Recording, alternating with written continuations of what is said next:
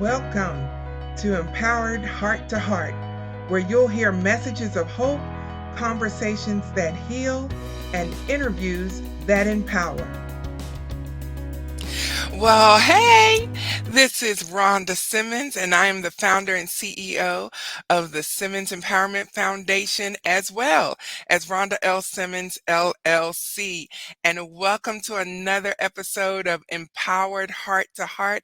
Am I so glad that you're here? Let me tell you why. Oh my goodness, are you sitting down? Okay, well, let me tell you. This is episode 100. Woo! Okay, I still haven't figured out how to play my applause automated background on this little box thing I have next to me, but I'll figure that out hopefully by episode 200. In the meantime, this is episode 100 and the start of another series called The Heart of the Matter. And I am so excited about all of it because in this series, I'm interviewing people who fit into one of two categories. Either they are a medical professional or a health coach of some sort who deals specifically with heart healthy living and eating and exercising, because February in America, February is Heart Month. And so that's why I wanted to bring on some guests to talk to us about how we can better take care of our hearts.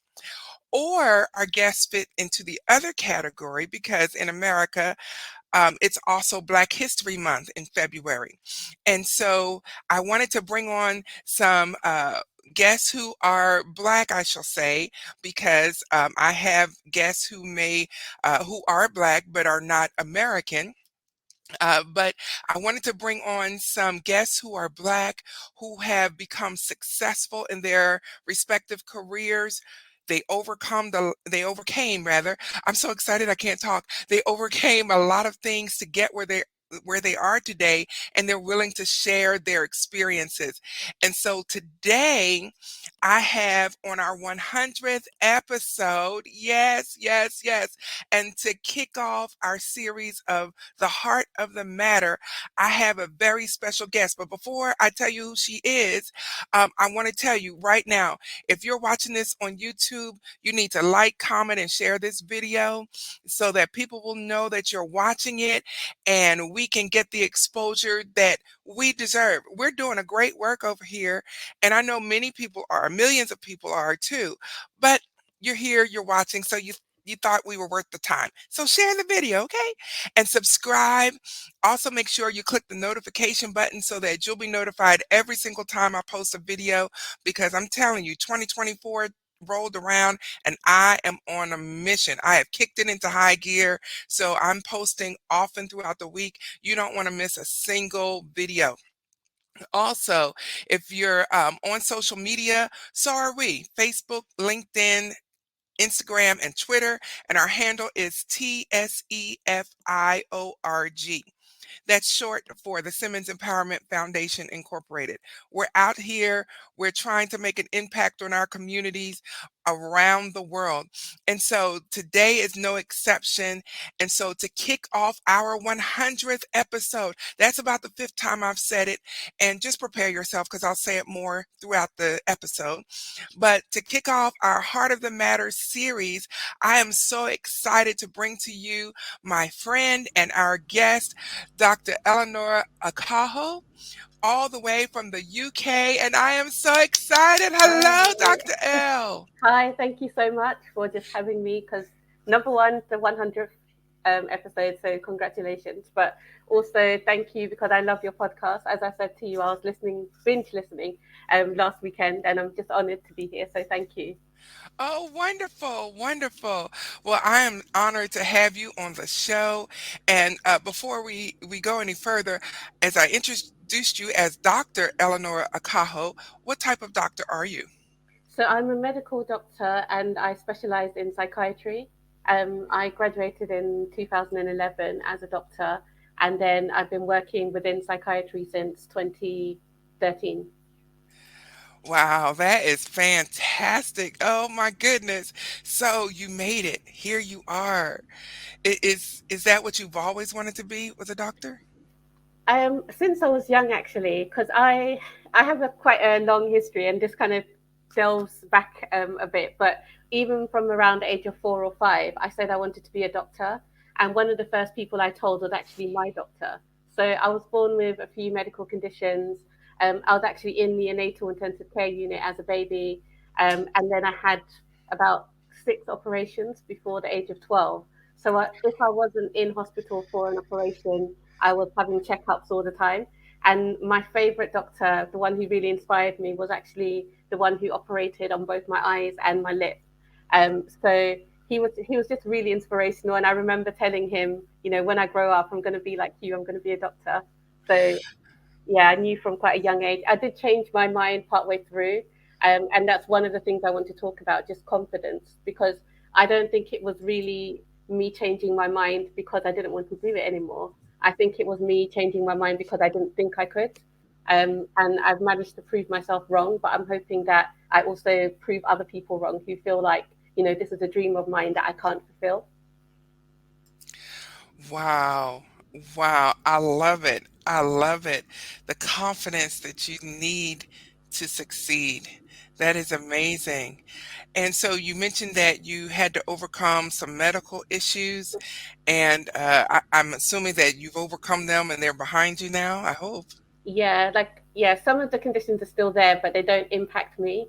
And I've always said I believe in God, and I've always said I feel like I've been given just enough medical difficulties to inspire me to do this as a career, but then not enough to hold me back. So yeah, I'm able to do all the things that I need to do work wise. Oh my goodness, that is wonderful. That is wonderful. Now, I know you're from the UK, which is exciting. To my audience, I told you we were already global, and this just solidifies that even more so. But even in the UK, how popular is it to see a black doctor? Well, if I put some numbers to it, there were 140 people in my cohort at medical school, and 5 or 6 of us were black. So that gives you an indication of how common it was. I did go to a university that was outside of one of the main cities, so that could have been part of the reason why there were so few black people. But I do feel like that is a huge factor for a lot of people when they are considering where they're studying and where they're going to train, because it not only does it impact your confidence if you don't see many people like you doing the role, but I think even the exposure to patients who are of your color or similar background or something along those lines. If you're not really exposed to people that you feel kind of people that you've grown up with and feel comfortable with culturally, then I think that can have an impact on your confidence when you're training as well. No doubt about it. Wow. Wow, you are just making strides. I'm just so impressed with all that you're doing and all that you have done. You're so inspirational. And y'all, as you can see, this is not a senior citizen I'm talking to. I mean, nothing wrong with senior citizens, but as a young black woman, you're doing it. You're setting the example, you're raising the bar. That's wonderful.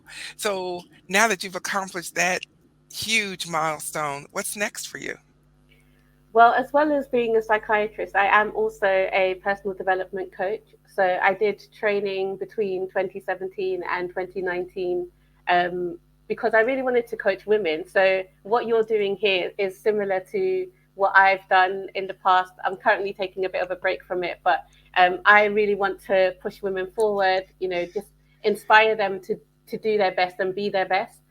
So that is a huge passion of mine. Um, Also just kind of supporting women in other countries as well. So my parents are of Ghanaian heritage, and one of the things I do is sponsor girls abroad in Ghana, because I feel like I've been very blessed to have all the opportunities that I do, but I really want young girls, elsewhere, not only to be inspired through kind of words and messages and support in that sense, but also being given financial backing to help them get to where they want to be as well. And I've been sponsoring the same 10 girls for about 7 years now. So it's been really lovely to see them grow up, and some of them want to be in the medical field as well, which is really lovely to hear. So it's just nice to encourage them. Wow. And did you say 10 girls that you're Yeah. sponsoring? That is amazing. Now, do they know that you're their sponsor? Yeah, so we write letters and send photos and like Christmas gifts and small things like that. So yeah, it's really nice. And they know I'm Ghanaian as well. I wanted them to know so that they don't feel like, my background, my gender, my race is going to hold me back. And I really want them to see that, you can do well for yourself. Oh my goodness. Yes, yes, yes. Oh, wow. That is fantastic. I'm so amazed at the human spirit, in the sense that it's recorded in history. We can do whatever we set our minds to.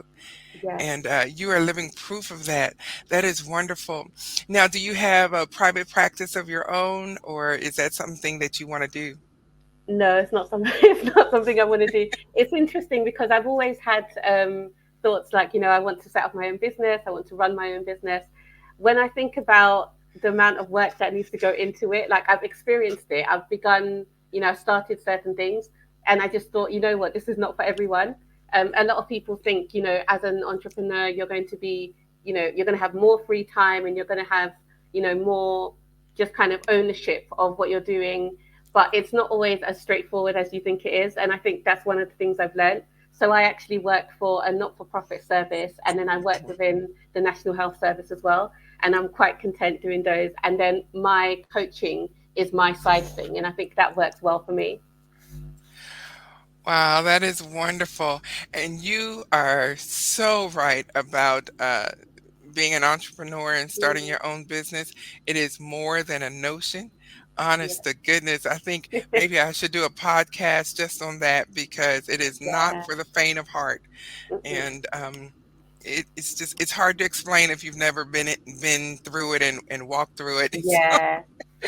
oh my goodness. Well, that is fantastic. So, um, here we are in 2024. Uh, where do you see yourself 10 years from now? I love that question. Every time someone asks me, I have something different to say, which is good because it means I'm moving along. Um, I am. I love the jobs I do, and I think I would want to still be doing them to some degree in 10 years' time. I think I would want to be doing more coaching, more kind of personal projects. I hope I'll be financially independent by that point so that I can, kind of pick and choose what I'm doing over time, or with my time, I should say. I want to travel more, live abroad in, maybe two or three other countries. Um, just really experience life because I think it's important not just to be focused on career and kind of the academic side of life, but also to enjoy exploring cultures and just enjoying time with loved ones as well. So I really want to make strides towards having a more balanced life. I feel like all I do now is work, so I need to kind of balance that out later on. Yes, yes. You're preaching my husband's legacy. He believes in that balance and vacations and resting and I'm Yeah, like you, work, work, work. yeah. Well, that is wonderful. That is wonderful. Well, Dr. Akaho, I want to say it right. What a beautiful name. I'm telling you, it is so um, interesting to see how far we've come as Black Mm, people, no matter what side of the pond we're on. Um, do you find, that there are still forces in the UK, like here in America, mhm. that I don't know how else to put it. They just don't want us to succeed. I'd say yes. I think it's split between people who may not want us to succeed and people who can't believe we have. Because I've encountered so many situations where I might even introduce myself as the doctor, and they'll still think I'm their nurse. And there's nothing wrong with nursing. I highly respect them, but it's just the whole case of okay, you've actually told them this is my role, but something in their brain just doesn't connect with that, and they're like, okay, so you're the nurse, blah, blah, blah, blah, blah. When will I see the doctor? I'm like, I am your doctor. So I've had times like that. I've had times, even before I got into medical school, one of my favorite teachers, I was just like, I'm going to be a doctor. And he was like, I don't think, and like I was just like, what, what? And he was like, oh, you need steady hands to be a doctor. And I remember I was in my English class and I literally just put my hands out and I was like, my hands aren't shaking. So I feel like there are people who kind of genuinely like you and want you to do well. I think the idea of seeing you in a role that they're not used to seeing a black person in can be very kind of not mind blowing. I feel like that's an exaggeration, but I feel like there's some kind of disconnect in terms of accepting that this is where we are now. And I'm hoping that the more people that go into the medical field, the more we can get past that, and it will just be commonplace. In the same way you see, white male, white female doctors, you will see black female and black male doctors, and it will just be just the natural kind of case of things. I don't like the idea that medical schools are having to kind of fulfill a quota and say, okay, we want to have this number of people from this background and this number of people from here. I get why they do it, but I feel like the fact that we still need to tells us that there's a lot of work to be done.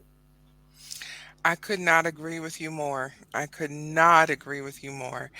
Um, it is so sad that that is the world in which we live. And um, well, one thing, if it's not being black that is so-called the problem with some people, do you find your gender being also a problem with some of your patients and colleagues?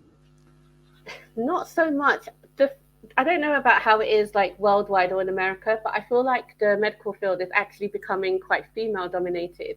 I do medical school interviews, and when they're talking about the numbers of people applying and their backgrounds, we're actually finding that slightly more females are being drawn into medicine these days. So it's quite interesting. One of the things that I do also encounter is the fact that I look really young for my age. So I feel like, as well as being black and female, there's the youth aspect of it, and I think it's great because when I'm 60, I'll still look like I'm 40 or something. But I find that that's also a thing, and I never know when I have patients calling me by my first name or like those sort of situations. I never know whether it's because I'm young, because I'm black, and they're not sure if I am the doctor, or whether they're doing this to all the other doctors nowadays. But I just can't imagine there being, like an old school white male doctor who who parents and clients will just kind of refer to by first name. So I always kind of wonder, like, what is it about my demographic that leads to that? And I don't know if it's just a 2024 thing or whether it's related to my background. So that's something I've also noticed. Yes, very valid, very valid. The things we have experienced, um, I can tell you, uh, just in some recent experiences with me, it's gender and race, or race and gender. It's like both are equally an issue for somebody, Yeah, and I think the stance that I've taken is that's not my problem. I can't exactly. I can't dwell on it, that Yeah, I'm not struggling with who I am and what I'm called to do and become and all of that. So yeah. I just let that stay with whoever has the issue. I can't do that. And hope that you educate them somehow without even meaning to. Because I've had people say things like, your English is very good. And I'm thinking, well, given that it's the only language I can speak, I would hope so. And yeah, like there's been so many incidents, even during medical school, like, when we were allowed to go into surgeries.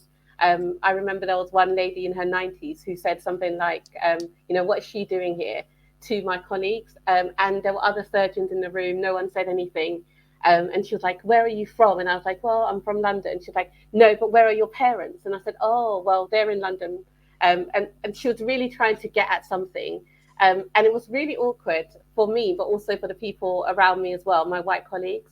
But it was interesting because no one said anything. And then when they'd given her the anesthetic and put her to sleep, then the head surgeon said something by way of apology in some way, and just said, forgive her. She's in her 90s. She's always lived in this small town. She's never kind of met any black people, etc. But I thought that actually your apology should have been made whilst I was speaking, while she was awake, so that she could hear that you were embarrassed on her behalf, because in that situation she learned nothing. And I think that's one of the barriers that we need to overcome. Yes, yes, and yes.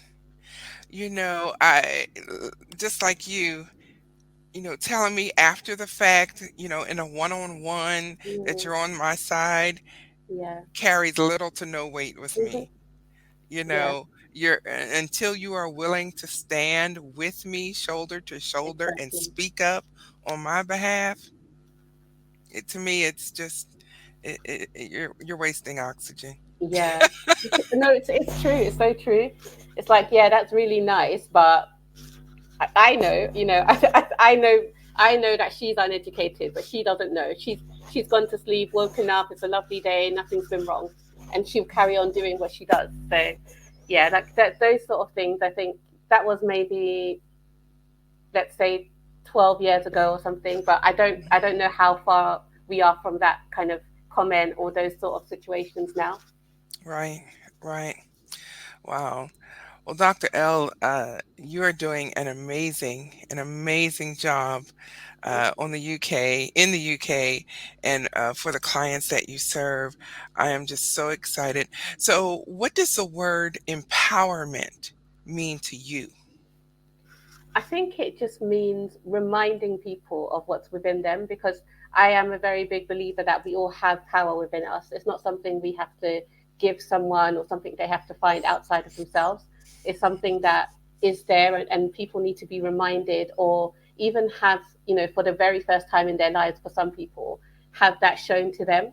And I think through speaking to people, asking the right questions, showing people what they've already done, I think you are able to help people recognize that power, then use it. Because I think it's one thing to hold a tool or hold something in your hands like power, and then it's another thing to actually implement it and do something that you can impact people with on the outside. So for me, empowerment is just showing people who they are, and showing them what they can do. Wow, and I know you are just the person to do that. When you get back to coaching, I know you're going to just knock it out of the park because Thank you you. are a living, breathing, walking miracle and testimony to empowerment and being able to overcome obstacles to get where you want to be in life. And Thank so you. you're tremendous. You are tremendous. Well, I was about to ask you another question and it just slipped my mind. Um, but is there any words of encouragement you want to offer our listeners, no matter where they are in life and what their background is? I would say be the pioneer. And it was something that someone said to me. So after my first year as a doctor, I was really struggling with confidence. And I started to see a coach through my workplace. And the lady was saying, what do you think is at the root of things? What's the issue? And I just said, look, there's no one who looks like me in a senior role. I don't know like how to be, kind of thing. And she was just like, well, if there's no one there, be the pioneer. And that really stuck with me. So that would have been back in, I think, 2011, and it really stuck with me. And I just thought, yeah, if I go into a room and there's no one like me, then I'm going to be the first at what I'm doing. But it shouldn't be a reason that I stop doing anything. So I would say to all of your listeners, be the pioneer. Yes, yes, yes, yes. Dr. L, thank you so much for being with us today. You are an amazing My woman pleasure. and an amazing example to all of us, no matter what our gender, where we come from. You are a wonderful example of all that we can be. And thank you so much for being on the show today. No, thank you. And keep Uh, doing great work. I intend to. Thank you. If you will just hang out for a minute, I'm going to wrap up the show and I'll be back with you, okay? Oh my goodness. Yes, that was my friend. Yes. Oh my goodness. Dr. Eleanor Akaho. She is amazing from the UK. Let me tell you, she is making her mark. She is leaving a legacy already. No matter how young you are, you can build and leave a legacy for generations to come. What a powerful example of all that we can do and become if we will just set our minds to do it and have the confidence knowing that we have the skills, we have the tenacity, and we have the heart filled of compassion to be successful and to help other people. I tell you, I'm so proud to be a friend of Dr. L's. I'm so glad to be able to say I have global friends, and we've never met face to face, but we video often throughout the week, and so we've had a great time of talking and learning about what each other does and the impacts we're making on either side of the pond, as I say. And so I encourage you, whatever it is that God has placed in your heart to do or to become, do it with all your might. Do it.